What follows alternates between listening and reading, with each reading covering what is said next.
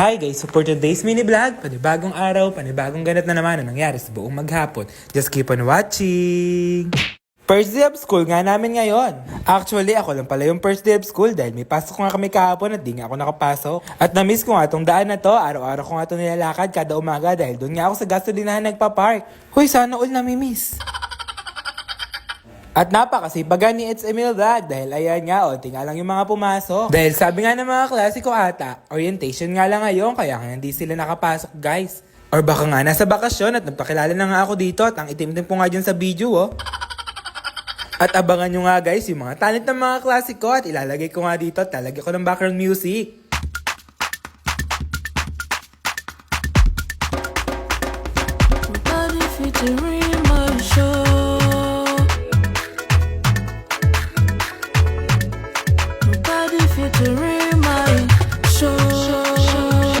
At dahil onti nga lang yung pumasok, yun nga lang na-videohan ko dahil kumanta nga lang yung iba. At uwian na nga namin guys, 12:30 nga pala yon. Kasama ko nga lang dito yung mga masisipag kong kaibigan at shoutout sa inyo guys.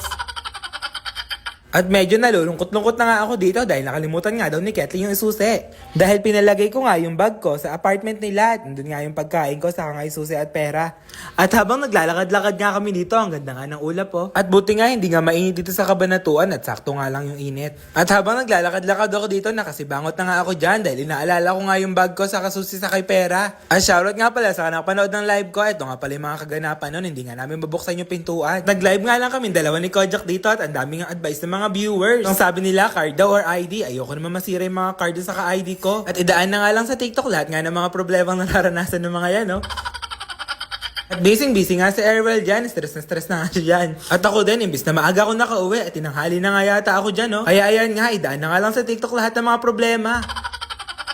At kinabukasan nga lang yung clip na to at binilang ko nga yung mga kaibigan ko dito ng Jollibee dahil tinutulungan nila ako sa pagbibideo sa vlog ko. At ililibre ko sana yung kaibigan ko na si Ivan sa kasi Kaloka so hindi ko nga sila makita dyan. At bumili na nga din ako ng mix and match dahil favorite ko nga yung burger stick sa spaghetti. At shoutout po pala kay Coach, 1 meal a day nga lang ako at ito nga lang yung pagkain ko. At buti nga, ayan nga guys, natitiis ko nga mag 1 meal a day at ayan nga, sobrang bait nga ni ate at kilala nga daw niya ako. Lagi nga daw niyang pinanunood yung mga vlog ko kaso ayaw nga niya magpasama sa vlog, nahihiya nga daw siya. Shoutout po kay ate, sobrang bait niyo po. At fast forward nga, nandito na nga ako sa school. Kasama ko nga si Iban, si Kalo, si Ketly, saka nga sila ma'am. Nagpa-excuse nga lang si Iban dito dahil mag-shoot nga daw kami. At nakakahingal nga dahil sobrang taas nga nung inakit namin. 3rd floor ngayon at bababa na nga kami dito at sobrang init pa ng panahon guys. Kaya guys, ang mapapayo ko nga, uminom kayo ng madaming tubig. Wag nga yung alak guys.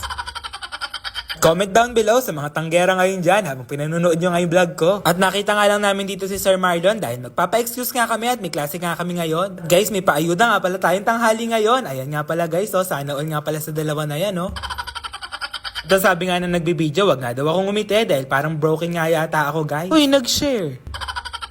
At dito nga lang kami mag-shoot, marketing nga pala yon. At abangan nyo nga pala guys, ipopost nga pala yun sa Midway Colleges na page. Ito nga lang pala kami nag-shoot ni Iba, ni Kalo at ako. At dito nga pala sa library yung sumunod na pupuntahan namin at ayan nga. At binibriefing na nga kami nila ma'am kung ano nga yung mga gagawin. At shoutout nga pala sa Team Kalan dyan, ayan nga, paayuda natin guys for today's video.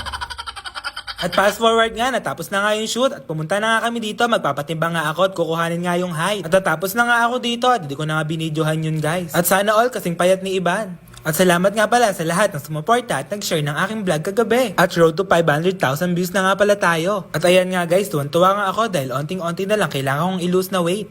At uuwi na nga ako dito dahil wala na nga kaming klase dahil anong oras na nga to, tanghali na nga to guys. Yun lang guys, thank you for watching.